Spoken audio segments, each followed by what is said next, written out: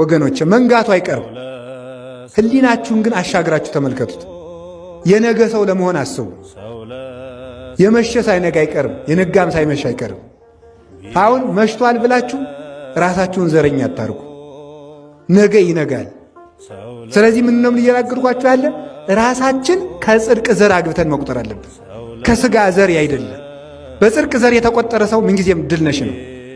ነገም ከነገ ወዲያ ነገ ምላስ ታስሮ በሞት መወሰድ አይቀር።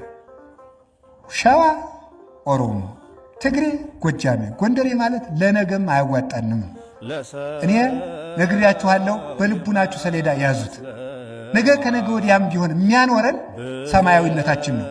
እግዚአብሔር የሚከፋፍለውን መንፈስ ይሰርልን። እኔ እውነቴን ነው የምነግራችሁ። እግዚአብሔር በጽድቅ ዘር ነው የሚቆጥር።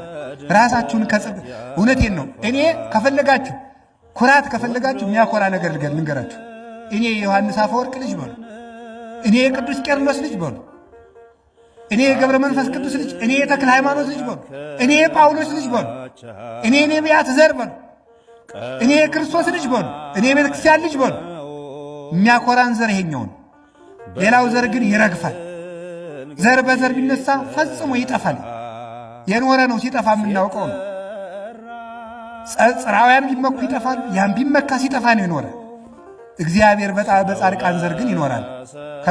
ከጻድቃን ዘር እግዚአብሔር አግብቶ ይቁጠረን።